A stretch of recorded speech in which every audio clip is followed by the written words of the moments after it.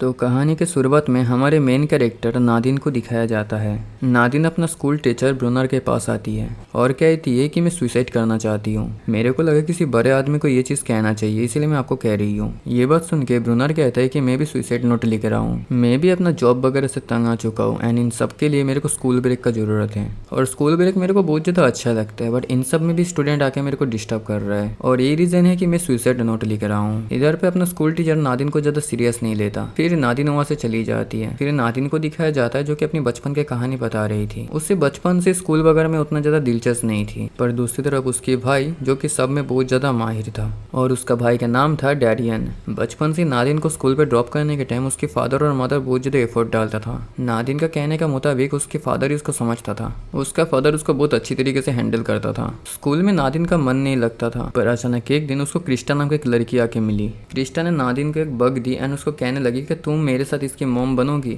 नादिन भी इस बात को लेकर राजी हो गई थी, पर टिफिन में गलती से नादिन ने उस बग को अपनी कंपास बॉक्स में रखी थी, जिसकी वजह से उस बग को एक बारी मौत हो गया। उसके बाद इस दुख को उसने आपस में बांट लिया, जिसके बाद से उन दोनों के बीच फ्रेंडशिप स्टार्ट हो जाता है। ऐसे ही वो लोग जब धीरे धीरे टीनेजर्स बना, तब नादिन का फेस पे कुछ पिंपल्स दिखने लग गया था, इसलिए नादिन बहुत अपसेट रहने लग गई थी। दूसरी तरफ से डैरियन बहुत ज्यादा हैंडसम बन चुका था। नादिन का दुखी मन दूर करने के लिए उसके फादर उसको चीज बर्गर खाने के लिए लेके जाता है। उसकी फादर उसको कहता है कि तुम्हारा लाइफ में सब कुछ अच्छा खासा चल रहा है, मैं तुमसे प्यार करता हूँ, सब लोग तुमसे प्यार करते हैं और अब मैं तुमको चीज़ बर्गर खाने के लिए लेके जा रहा हूँ। उसके बाद जब वो गाना गाते गाते जा रहा था, उसी टाइम उन लोगों का एक्सीडेंट हो जाता है। नादिन की फादर की डेथ के बाद 4 साल गुजर चुका था। इन 4 सालों में नादिन खुद को सही करने का बहुत ज्यादा कोशिश करी थी। उसका हंसी बंद हो चुका था, पर एक दिन वो अपनी क्रिस्टा के साथ बहुत ज्यादा खुल के हंसती है। उसी स्कूल का सबसे हैंडसम लड़का निक, जो कि अपनी नादिन का क्रश था। उसके बाद नादिन ब्रूनर के कमरे पे आई थी। फिर नादिन कहने लगती है कि आपने कल पढ़ाने के टाइम एक गलती कर दिया था। फिर उसका टीचर उससे कहता है कि जब तुम क्लास में बैठी थी तब तुमको क्या ऐसा कुछ लगा कि तुम्हारा लाइफ के अलावा भी कुछ और लाइफ होना चाहिए। नादिन उसके बाद अपनी क्लास में आके बैठ जाती है। वहाँ पर एक लड़का बैठा था जो कि अपनी नादिन से कहता है कि तुम्हारा शर्ट बहुत अच्छा लग रहा है, कहाँ से लिया ये शर्ट। खैर उसके बाद नादिन उसके बारे में क्रिस्टा से सब कुछ कहने लगती है, बट क्रिस्टा उसके ऊपर उतना दिलचस्प नहीं देती है। जब नादिन घर पे घुसती है तब उसकी मॉम उसको कहती है कि मैं एक डेंटिस्ट के साथ एक जगह पर वीकेंड के लिए जा रही हूँ। अब नादिन इस के वजह से बहुत ज्यादा खुश हो जाती है क्योंकि 2 दिन के लिए उसकी मॉम उसके घर पे नहीं रहेगी। अब जैसे कि नादिन अकेली है तो डैडी को कॉल करती है एंड उसको कहती है कि पूरा घर अब मेरी है, मैं जो चाहे वो कर सकती हूँ। यहाँ पर नादिन को दिखाया जाता है जो कि बहुत ज्यादा ड्रिंक्स की थी और दूसरी तरफ डेडियन अपने फ्रेंड्स के साथ मिल के पूल पे एंजॉय कर रहा था। ड्रिंक्स की वजह से नादिन का हालत खराब होने पे क्रिस्टा उसको सपोर्ट करती है और नादिन वहीं पर ही बाथरूम में सो गई थी। उसके बाद जब क्रिस्टा नीचे आती है तो देखती है कि वहाँ पर डेडियन कुछ साफ करे जा रहा है। एक्चुअली पार्टी के कारण पूरा घर की हालत खराब था, इसीलिए क्रिस्टा भी अपनी डैरियन की मदद करने लग जाती है। फिर उन दोनों में धीरे धीरे बात होने लग जाता है। वो दोनों बहुत ही बात करता है एंड एक दूसरे को शायद कहीं ना कहीं पसंद करने लग गया था।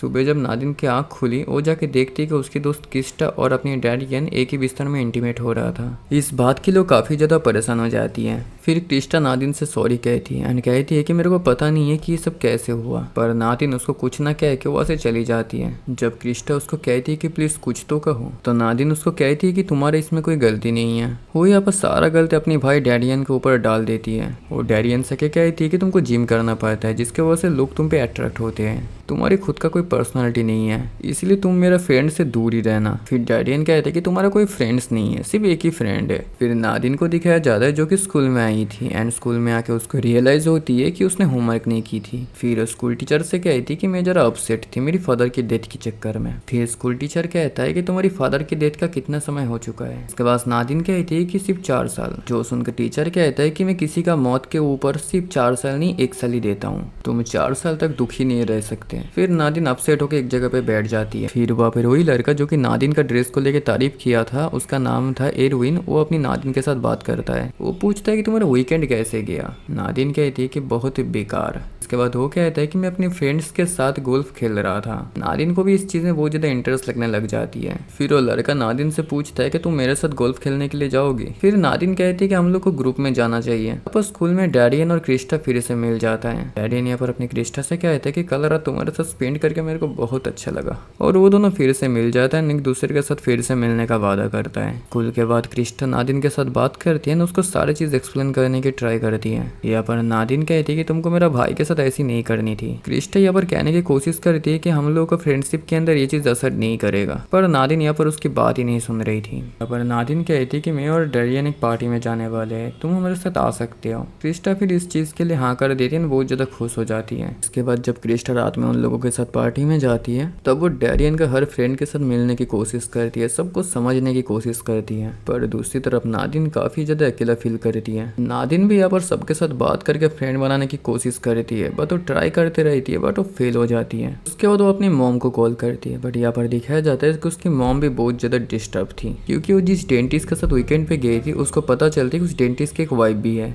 यहाँ पर रात का सीन दिखाया जाता है जहाँ पर अपनी नादिन उसकी फेवरेट क्रश निक को मैसेज करने की कोशिश करती है। निक यहाँ पर अपनी नादिन का फ्रेंड रिक्वेस्ट एक्सेप्ट नहीं किया था, पर यहाँ पर नादिम ईमेल को सेंड नहीं कर पाती क्योंकि उसको लग रही थी कि कहीं ना कहीं बहुत ज्यादा डिस्परेट है। फिर वो हीरोइन को कॉल करती है। हीरोइन कहता है कि हम लोग थीम पार्क में जा सकते हैं। मैं एक थीम पार्क जानता हूँ जो बहुत रात तक ओपन रहता है, अगर तुम चाहो तो आ सकती हो। यहाँ पर नादिन भी इस चीज के लिए राजी हो जाती है। फिर वो दोनों पार्क में एक जगह पे चढ़ते हैं, एक दूसरे के साथ बात करने लग जाता है और हीरोइन मौका देख के अपनी नादिम को किस करने की कोशिश करता है, पर नादिम इस चीज के लिए उसको मना कर देती है। वो फिर इस बात को भूल जाने का डिसाइड करता है। रात में वो लोग मिलके मिनी गोल्फ जब खेल रहा था तब नादिम उसको कहती है कि मेरे को तुम बहुत ज्यादा मैच्योर लगते हो। नेक्स्ट डे जब क्रिस्टा अपनी नादिन के साथ बात करने की कोशिश करती है तब नादिन उसको कहती है कि मैंने ऑब्जर्व किया था कि जब तुम अपने फ्रेंड्स के साथ थी तब तुम मेरे को इग्नोर कर रही थी। मेरे भाई को तुम डेट नहीं कर सकती हो, मेरे और मेरे भाई के बीच तुमको एक को चूज करनी पड़ेगी। क्रिस्टा यहाँ पर चूज नहीं कर सकती थी, इसलिए वहाँ पर कुछ ना कह के चली जाती है। यहाँ पर घर पे आके नादिन अपनी भाई से बात करने की कोशिश करती है। वो कहती है कि जब फादर की डेथ हो चुका था तुम बहुत सैड रहने लग गए थे। एक रात जब मैंने तुमको देखा तो तुम बहुत ज्यादा रो रहे थे, तुम्हारी पिलो बहुत ज्यादा गीला हो चुका था। मैं फिर अपने पिलो के साथ उस पिलो को एक्सचेंज कर दी थी। मैं तुम्हारे बहुत ज्यादा केयर करती थी और तुम मेरे साथ ऐसे कैसे कर सकते हो। डैरियन कहते कि तुम बहुत ज्यादा सेल्फिश हो। इस तरीके से अपनी फादर को इन सब सारी चीजों में लाना नहीं चाहिए था। अब इसी बात को लेकर वो दोनों ही झगड़ा करने लग जाता है तो उनकी मॉम आके उनको छुड़ाती है। यहाँ पर मॉम डेरियन को डांट रही थी। डेरियन कहते कि आप हर बार मेरे को ही क्यों कहती हो,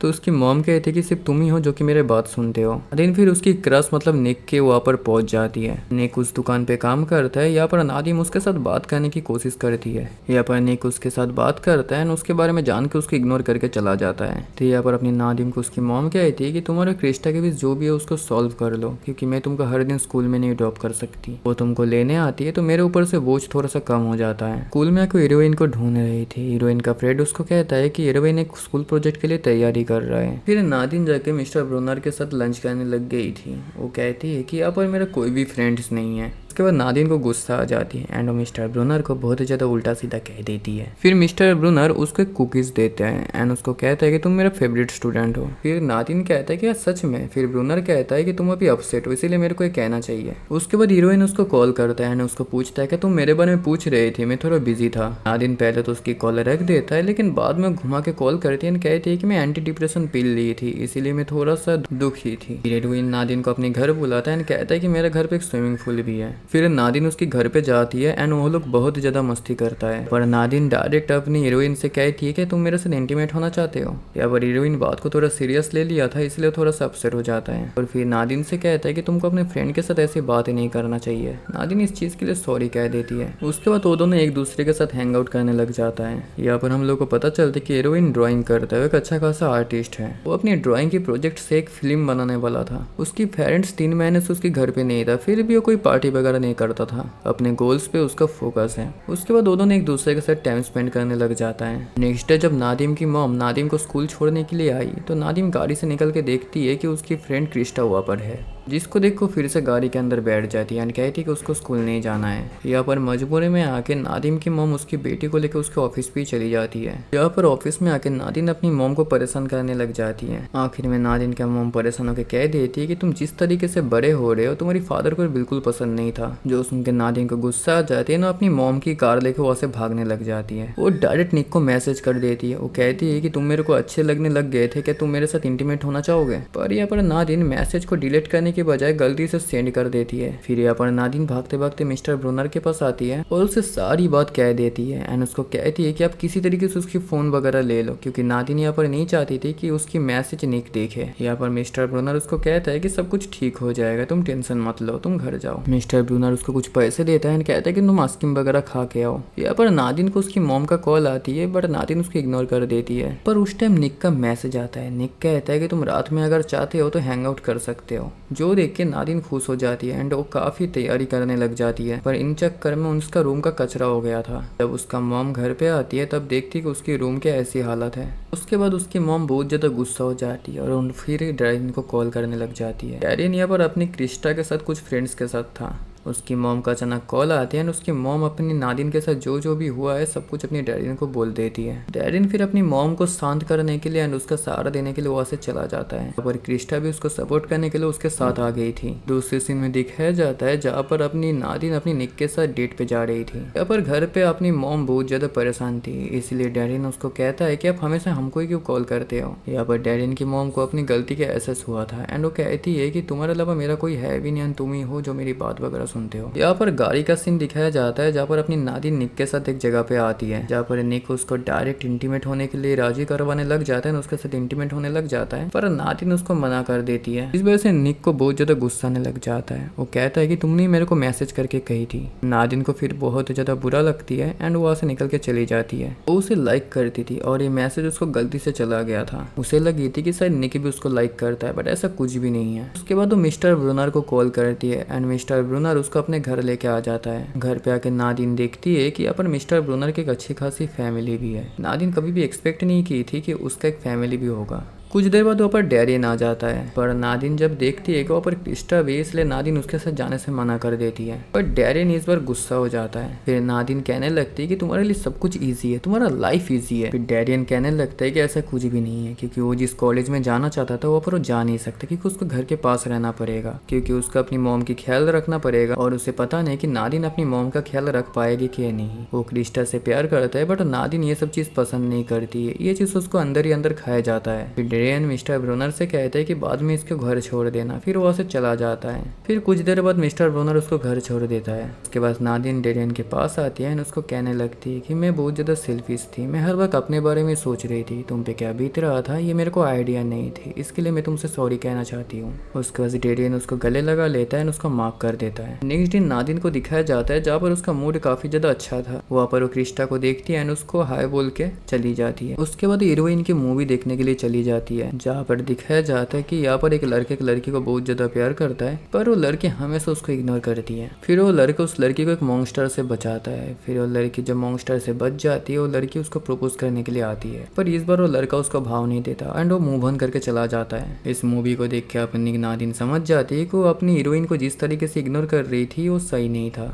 फिर यहाँ पर नादिन अपनी हीरोइन से मिलता है और उसको कहती है कि मैं तुमको कभी भी ऐसे इग्नोर नहीं करूंगी। वहाँ पर फिर हीरोइन का दोस्त वगैरह आ जाता है, जिसके वजह से हीरोइन उनके साथ नादिन का मुलाकात करवाता है। नादिन यहाँ पर सबके साथ मिलके काफ़ी ज़्यादा खुश थी। उसके लाइफ में जो भी प्रॉब्लम वगैरह चल रहा था उसकी रिस्पॉन्सिबिलिटी अब नादिन खुद के ऊपर लेने के लिए तैयार थी। उसके लाइफ में अब सब लोगों को रिस्पेक्ट दे रही थी। एंड ऐसी एक खूबसूरत एंडिंग के साथ ये कहानी यहाँ पर ही खत्म होता है। इस कहानी का नाम है द एज ऑफ 17।